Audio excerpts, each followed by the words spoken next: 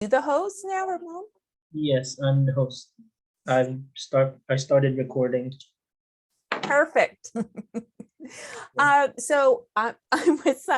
own Cyber PR Army, and I'm here today to talk to you about 5 ways to make digital marketing work for you in 2022. So I want to say a big thank you to TIANB for having me, and a big thank you to all of you for coming out and supporting these initiatives that TIANB is putting together, because any day you learn something new is a good day. My name is LYNN COLEPAUGH, and I work in social media marketing and digital strategy. I own the company Cyber PR Army, and we are a 360-degree social media digital marketing provider. And that is a picture of me with my husband, because before that, and really where I cut my teeth in social media marketing, was being a bass player in my husband's band, touring across North America and trying to figure out how to get people's attention. And really that's what the essence of what we're talking about today. How do we get people's attention? How do we manage the data? How do we do what we need to do in 2022 when all the rule books have been thrown out? So, I went too fast. Social media has meant a change in the way that we understand how tourism works for users and companies. So by that, I mean how people are accessing information, how people are making decisions, how people are planning and managing their trip. It's very different now with how a user manages their data. It's very different how you as tourism service and product providers are giving them what they need. So that's a big part of understanding what's happening. Now, it also means that having a good product or service just isn't enough. And very much like the music industry, you can be the best artist in the world, and it really doesn't matter if nobody knows. So if you're offering something amazing, something spectacular and groundbreaking, if people aren't talking about it or recommending it or finding it, then it's much like if a tree falls in the forest, does anybody hear? It's the same thing. Now, if you see me looking around, I'm trying to manage my little Zoom thing so that it's, there we go. So I had everybody's faces all over the place. There we go. So the consumer has changed. That's part of what we're talking about. And as I mentioned, how they're consuming data, they're making their plans, their management, and their expectations. So we are here today to talk about the 5 ways to make digital marketing work for you. And I broke them down. Do your research, set goals, create a strategy plan, measure and understand your results, adapt and plan. And we can all say we've seen these a million times. Like, they are everywhere. You can Google them and find these steps throughout the internet. I'm breaking them down with a different message and a different look so that you're looking at it as a tourism operator and what the strategy is behind it, the why, the how to connect with people, which is the most critical part. First one, do your research and understand your situation. You guys are on the front lines. You know what your customers are saying, you know what's happening, you're seeing how products and services are coming and going in the industry. But research also means forecasting and understanding how your position in the industry leads into what is going to happen into the summer. So I did some sleuthing. I went to destinationcanada.com, and they have a fantastic PDF document. It's called Tourism's Big Shift, Key Trends Shaping the Future of Canada's Tourism Industry. And you can see my screenshots, 25 pages. I got into page 23. I'm like, there it is. That's what it is. The conclusion of what's next. So Destinations Canada has put this effort into finding out what is on the horizon. And if you look at it, more domestic, more leisure, more digital, more competition, more change. More domestic, more people staying closer to home and closer within their communities. More leisure, if you think the remote work, the work from home, the work-life balance, and how people are approaching not being overloaded with work and taking time for themselves. more digital. People are more connected than ever, and they are expecting connected services. More competition. I don't know about you, but I live in Riverview, and I swear there's a new restaurant that opens in Riverview or Moncton every week. The competition's fierce, and you are competing for your customer and users' time. They have time to eat, and they have 100 choices. You are competing for that 90 minutes of their time and their money. More change. And that one kind of seems self-evident, but as things move into summer, move into fall, move into winter, patterns are going to change. Your ability to adapt is going to be key to setting you out against your competition. I also went over to the New Brunswick resources page, and if you haven't accessed this on Tourism New Brunswick, my apology, Tourism New Brunswick, they have a fantastic set of PDFs that talk about why use social media, how to use each platform. One that was particularly interesting, which was how Tourism New Brunswick uses its platforms. And if you read through it, you can see how they're targeting specific experiences, targeting specific emotion, and how to get included in what they're doing. And they also have a PDF on understanding metrics and how to use them. So when I saw that, I'm like, I'm not going to dive deep into that area because Tourism New Brunswick is a fantastic little library of information you can access. Well, one thing I thought was really interesting was this, and I looked at it, it's a little cacophonous, but it's a survey done, I think I got on Destination Canada website, and they asked people, to what extent do you agree or disagree with the following statement? I feel safe to travel to, and then it goes down, communities near me, communities in my province, other provinces, the US, and internationally. And you can see the trend where just about 50% of people are communities near me, and 34% within the province, 19% go to other provinces. What does this mean? How you interpret this data is based on your own marketing plans, your own understanding of your market. It's additional information. And really in this industry, and with so many things changing, that knowledge is gold.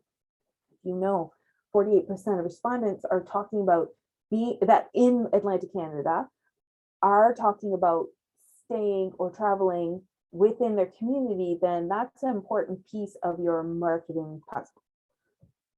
An equal important piece is buyer persona. Again, you guys have probably seen a bazillion how to make your buyer personas, how to sit down and do it. So I'm not going to get into the weeds of that. But I'm going to tell you how important it is. It's so important that when I made this presentation, I realized I hadn't done a buyer persona update in about 2 years. And I immediately wrote it down that I'm going to get it done this week, because from 2020 to 2022, that person you're selling to, their needs, their motivations, it's all changed. So if you're marketing to, let's go even back further. If you're marketing to your 2019 people in 2022, that's very different. Those are two separate sets of motives. So it's the buyer persona is the data detailing the representation of your ideal client. Even though I said I'm not going to break it down, I did kind of break it down a little bit, but I'm not going to dwell on it. It's getting the information from the customers, like you guys are doing polls, doing surveys on social media, asking your employees what they're seeing on the front lines. What are products and services being asked for a lot?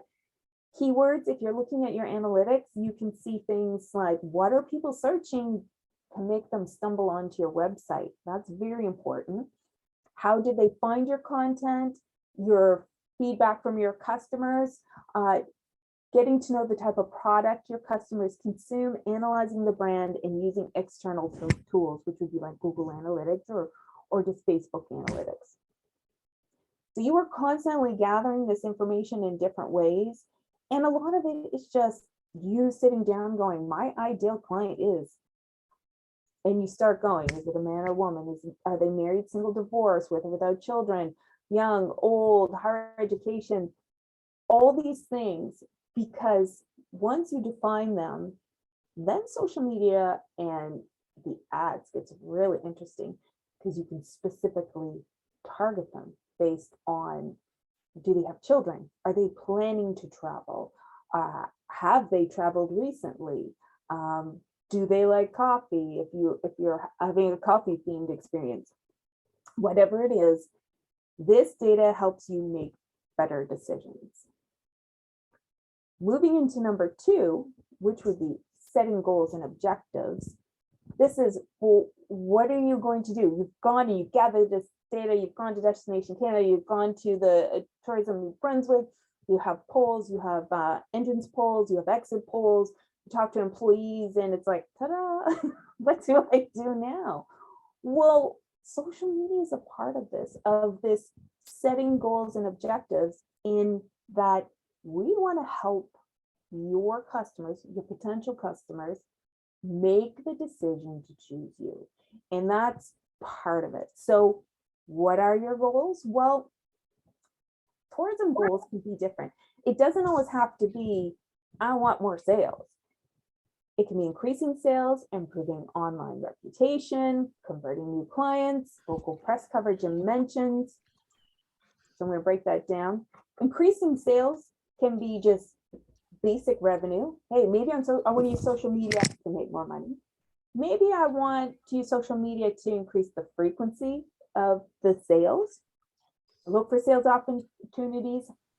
Maybe I want to use social media to improve online reputation. So if you think of it, if you bought a business in the last 2 years that has a bad online reputation, then you need social media to quickly alleviate that, so that new customers aren't seeing those 1-star reviews from 2019, 2020. All they're seeing is the 5-star reviews from 21 and 22. In converting new clients. So social media is part of the story, and you'll hear me saying that quite a bit when we're talking about our 5 goals, is it's about making those new clients and those new people choose you over the competition. And I'll just kind of sidewind a little bit. Your competition is not just other tourism operators. It is, hey, the entire music industry, the entire sports industry, Netflix, YouTube, Facebook, gaming, it is everything. So people have finite money and especially finite time. So we want to make sure that when they're making their decision, they have all the information to choose you. I get this question a lot on what social media platforms should I be on? You don't need to be everywhere. If you're not feeling TikTok, then it's not the place for you. You need to be where you can maintain it. If you're like, I'm a Facebook gal, this Facebook page, I will rock it, but Instagram's not for me. That's important to do. Then you work on Facebook. It's equally important with what you did with your buyer persona before, is to find out where your customers hang out the most. If you're a Facebook person, but all your customers are on Instagram, then you really have to think about, can you ignore Instagram? And can you create a plan that maybe it's just 1 post a week, something small? Because a lot of content can be reused. So the advice on which social networks to use is use a network that you can support and put posts on, but always look into where your customers are and if you can develop that. And that is into number 3, which is part of creating your strategy. So we've talked about get your information, go out, find out what's hot, what's not. We want to put it all together now by creating a plan. Your plan, foundations of your tactical plan, visibility, being out there, proactivity, getting ahead of it, and reputation. These are key elements with what you're doing, and really key for any business. How do you get visibility? The social media channel that best suits the profile of your company. And again, that's where it gets in the iffy of what can you honestly deliver versus where your customers are. If you are offering a quick lunch menu to people that have moved in, that are remote workers and only have a small amount of lunch, they're probably going to be on LinkedIn and not on Facebook. So that content would be best on LinkedIn. And if you're doing something like skydiving or zip lining with those beautiful photos, that is lovely for Instagram. So it is a delicate balance of resources versus targeting, getting where your customers are. The aesthetic is so important, the visibility, having a nice header on your profile, using nice images, whether they are yours or sprinkling in some stock images, though that is part of you telling your story, and social media is that, telling your story. You also need to create a plan of who, what, when, where, why, how, and it doesn't need to be complex. If you love Excel as much as I do, then you'll probably do an Excel spreadsheet. Do it in a Word doc. Do it in a notepad. It doesn't matter. On these days, I'm going to talk about this. I use a scheduler just so that I can do them in advance. But something like an Excel spreadsheet, I think I grabbed this off Smartsheet, and just jotting down who's going to post, who's going to do it, who's going to write about it. Your job's hard enough. Throwing in social media marketing is making it even harder. And now social media marketing and human resources. So try to find the ways that work for you to make it easier for you to execute your plan. Second thing is proactive. Don't be afraid. Social media is weird. And my husband does a live stream every Saturday. And in the beginning, he was so stiff. We were all so stiff, and it was all like, oh. And then as we got going, we warmed up. We got used to it. It's the same thing with posting. You get used to it, and it's not as daunting anymore. And it's free. Like, you can literally take pictures of your food being plated, or, you know, a nice crisp sheets folded, skyline. And that can be it. It's looking at how you can, yes, I've said it a million times, tell your story. There's also other ways, for example, looking at Tourism New Brunswick, looking at their campaign. What kind of imagery are they using? What kind of wording are they using? Or researching people in the same industry. Let's say you do zip lining. Well, looking at maybe companies in Vancouver that are doing zip lining. How are they doing it? What do you like and what do you not like? And adapt that to you. It's about sharing quality content, being reusing content, selling with style, watching your spelling and grammar, and creating conversations. And it is hard, but not doing it is worse than maybe not being completely on par. Not having anything means your competitors are getting ahead of you. When we're talking about reputation, this is when you can tag businesses or tag people. So you want to make sure that what you're being tagged in is appropriate. You want to send out thank yous. You want people to know, to respond, and to create that hub of communication, so that as a customer or user comes out, they look, wow, these guys are so responsive, they're so connected to their community. It builds up that trust and that, oh gosh, I can't remember what the word, parasocial identity, where they feel they know you and they feel that you're part of their family, even though they've never met you. Everything on the internet lasts forever. So whenever you get kind of attacked by trolls or bad reviews, being gracious and being higher than the troll will garner you long-term results than a quick knee-jerk reaction. I usually give myself a couple hours before I respond to something like that, just so that I know what I'm going to say isn't heat of the moment and sparked up. This also leads back into personalization. It's more important than ever before. I got an email invitation from a friend of mine to a presentation she was doing. I helped her with the presentation, so we were pretty close about it. And it was a generic cold, hey there, I'm doing a presentation on blah, blah, blah, about blah, blah, blah. And I'm like, gosh darn it. She lost me. And I was there to help her. It's that connection that was missing. And personalization now is so important.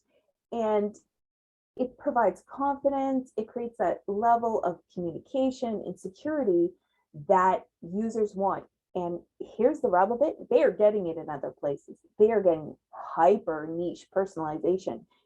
If you can't deliver that, they're going to go where they're wanted and where they're appreciated and where somebody says their name. And that's kind of the crux of that. Part of it is authenticity.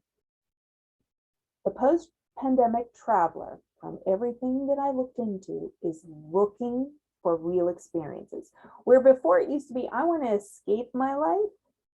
Now it's talking about, I want to add on to the awesomeness of my life. I love camping, so I want to do this type of camping. I love swimming, so I want to do this type of swimming. Or I love being outdoors, lay me into the outdoor adventures. So that level of authenticity really, really resonates. And I know New Brunswick, we are so challenged with connectivity. So I won't go down the road of accessing internet and being connected. But I will say, in the beginning, when people are making their decision and looking at what hotel they're going to stay at, or what beach they're going to visit, or what restaurant they're going to go to, they're on their phone. And they're on their phone in Montreal, they're on their phone in Germany, they're on their phone in Austin. They are looking it up. So even if you are in an area of limited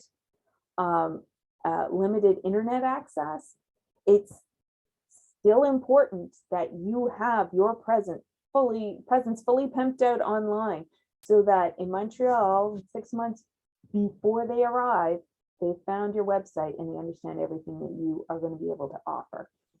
Because the phone now, I don't know about you guys, I mean, I have a bunch of paper around, but when I would go on a trip, I had to print out my flights, print out a map to the hotel, print out my car reservation, everything. And I would travel with folders.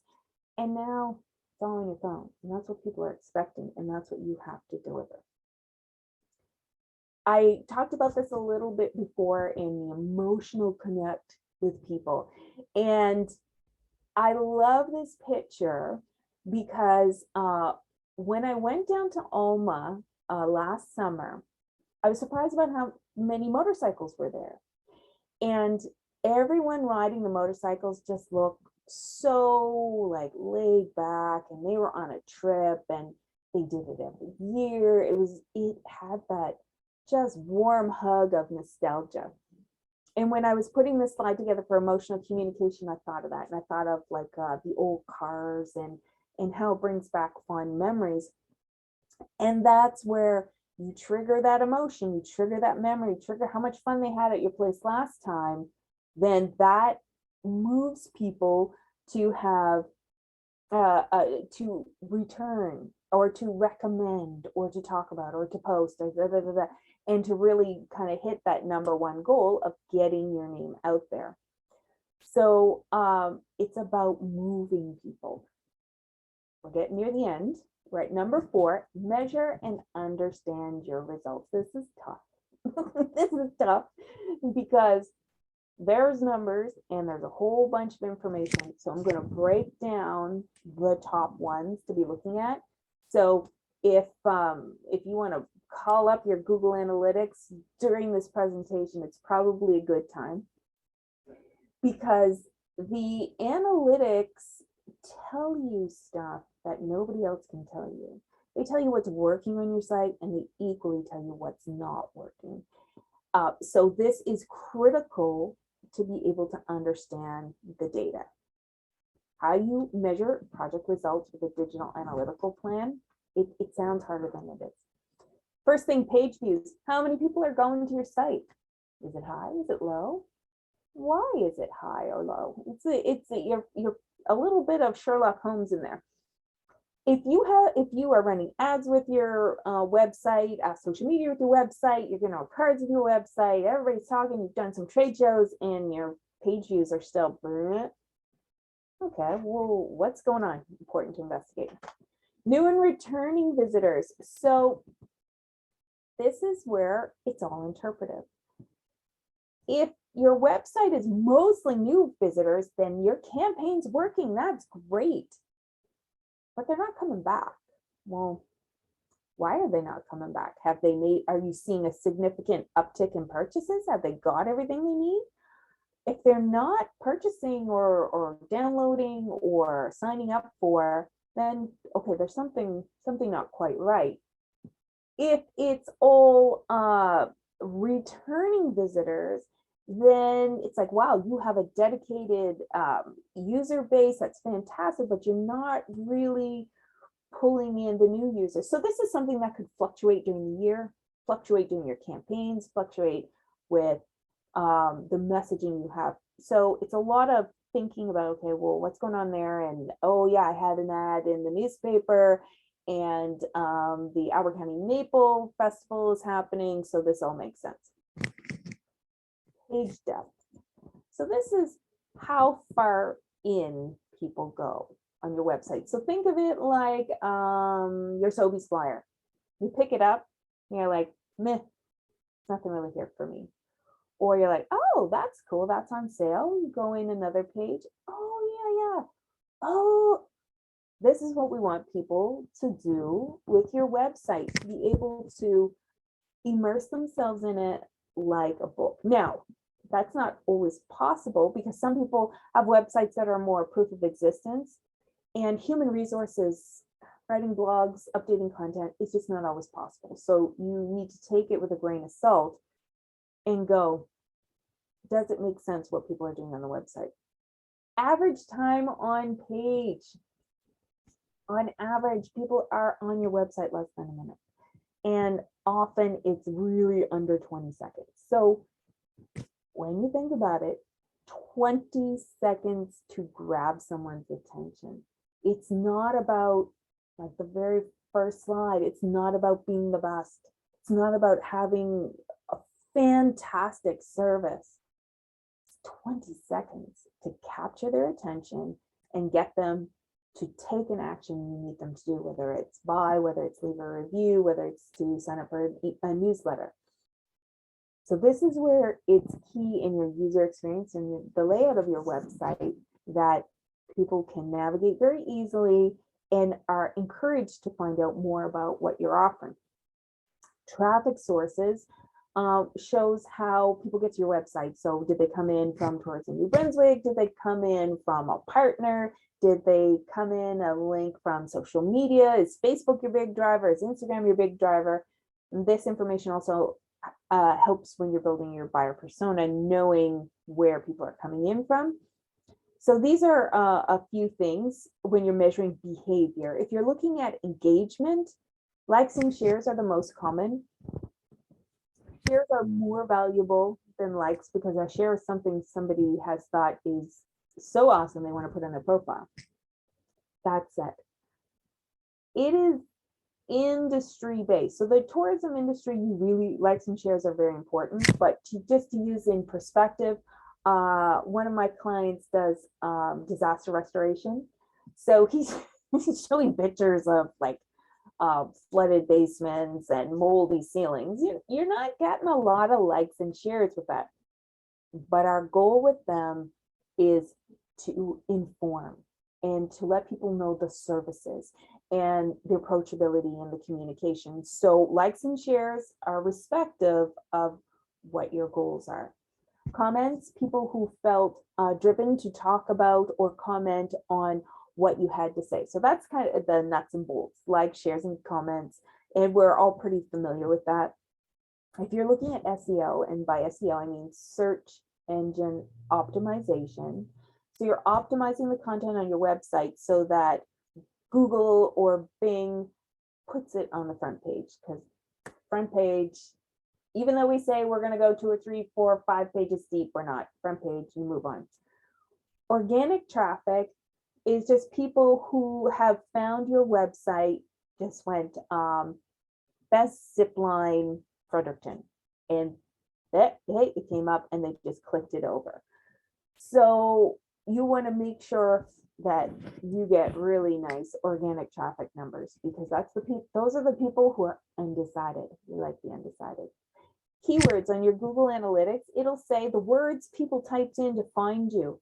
Okay, well, if you're a zip line and you're offering sea kayak adventures on the side, but it's not really that big, and lots of people are coming in searching for sea kayak, well then, okay, now it's time to think about the services, and should you put sea kayaking up more? What should you plan for the summer? Just gives you that extra information.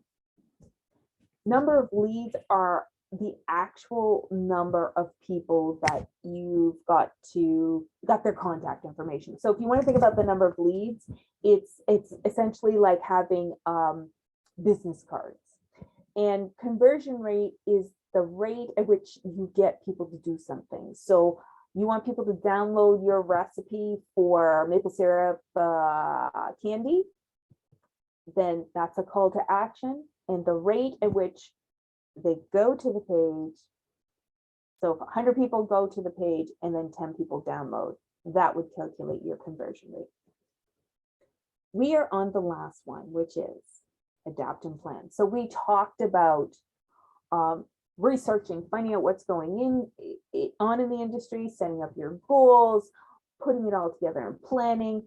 And now it's more of the next level, adapt and plan. And as I mentioned, you can go online and get a lot of advice on what you should be doing for planning. I'm going to stick to the, what we say, the non-qualitative part of planning. So not the numbers, not the line items, because technological advances are really making changes, and they continue to make changes. They make changes in my industry. They make changes every day with everything we see. For example, mobile tech. Again, I know that there are oodles of connectivity issues here in the province, but the phone, gosh darn it, it's like when I look at stats on websites, I didn't put it as a priority in the slide, but it's usually around 80% of people visiting the website are on the phone. The phone does everything. It can even book food to come to you. So understanding how important mobile is a step towards your adaptation and planning. 45% of users, according to TripAdvisor, use their smartphone for everything, for the entire vacation. They just do it all. And it's because of, as I mentioned before, rather than the folder of printables or I got a call here, it's just all there. It's all in their calendar and it's done.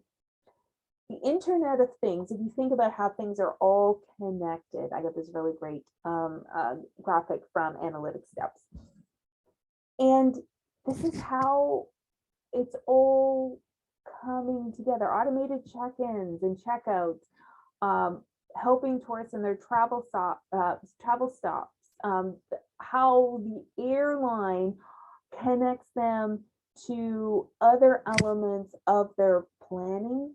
It's coming together like a spider web. And if you don't have your spider web strand, you're going to be left out. And it's key to understand how integrated these systems are. And it helps to understand too that making the customer's experience better increases revenue, increases return, increases your customers' ability to recommend you and to keep coming back. So for example, just for some of the Internet of Things, voice search. So if you go, hey Alexa, what's the best Thai restaurant nearby? Well, it's going to start listing them. And if it happens that you don't have the proper presence online to get in that listing, you're not even going to come up. So you are missing out. If you looked at automated booking, Chatbots, you see those on Facebook where you can ask just a limited amount of questions and they have automated responses. Augmented reality is another one. It hasn't really taken off, but it is sitting there. It's like if you remember the Pokemon Go games, that's an augmented reality. Or I saw in my research, Best Western had a hotel treasure hunt where you can use your phone, guided tours. So if you scan certain elements, it gives you the history of the place, or history of a room, or history of a landmark. These things are adding up to the user experience and their connection to you, and the buying for their time and getting their time. So when you think about it, tourism and tech, they go hand in hand. We may not have said this 5 years ago, but it does. It is so important. And you, with your database and the information you have and your buyer personas and looking at the industry in whole and doing your research, means now you have the capability with so much data out there to find those niches and to pivot something into a new focus that you may not have thought before, and adapt your message to make sure that you're hitting your ideal customer and ideal user. So with adapting your message, I mean, with respect to leveraging visuals, using engaging visuals, just like this little guy at the beach. Paid ad campaigns. So somebody visits your site, then they are going to have the re-advertising through Google or Facebook or Instagram, reinforcing the message of what you offer and how awesome it is. And putting together a plan that targets all 4 moments of them in their decision. So in the beginning, they're dreaming, oh, I'd really like to go to St. Andrews. Planning, I need 2 weeks off in July. We could probably do St. Andrews on the weekend. Booking, I'm booking Salty Towers, and we're going to be there for 4 days. And then experiencing, they're seeing Salty Towers, they're going through the shops downtown St. Andrews, and it gives you the opportunity to interact and sell and upgrade and add to the experience and all of the above. So that is part of putting that campaign together. So when you think about it properly, focusing your Facebook or your database, acting quickly and organizing yourself according to the needs of the moment. And that's pretty much because everything changes so fast. It's just being able to adapt, and personalizing and adapting your messages is now more important than ever. And digital marketing has helped the tourism industry keep up with everything that's going on. And that was fantastic. But now it's become the norm. So if you don't have that digital tech or digital strategy, or are making best use of all that information you've been collecting over the years, then you're going to fall behind. And that is the key component to think about, is you need to get in front of it. And it's crucial to learn to adapt quickly in order to stay in the game and stay relevant. So in summary, it's through understanding and planning. It's diving into your information, seeing what blogs are most read, seeing what social posts get the most likes, and understanding the motivation of your user, putting together that buyer persona, and being able to put together a strategy. It does not need to be every bell and whistle in your strategy. It just needs to get you out there, get you doing with some of these basic core principles. And once you start, it gets easier. It's like exercising. It gets easier, it gets easier. And as you continue, the rewards, just like exercise, include so many things that it really gives you a platform for creating that engagement, the awareness, and eventually the revenue that would be respective to all this energy into creating your social media strategy. And that concludes the presentation. And I want to say again, thank you to TIANB and for everyone who's here today. You can contact me if you have any questions or want a copy. I also have a handout that's I'm going to email to everyone, which goes over the basics of creating a social media strategy, kind of more the steps, and some special offers for everyone that attended the talk today. Thank you. Okay, thank you very much, Lynn. It's a very informative presentation, and I've had a lot of members who've actually approached me about being intimidated about social media, and so that's very helpful. Are there any questions? No? Okay. Yeah, if you have no other questions, we will send a copy of, I think it's from Lynn, right? The handouts. And yeah, and next week we have another webinar about stress management from the Canadian Mental Health Association. So if you'd like to join that as well. And yeah, thank you very much. There are no other questions?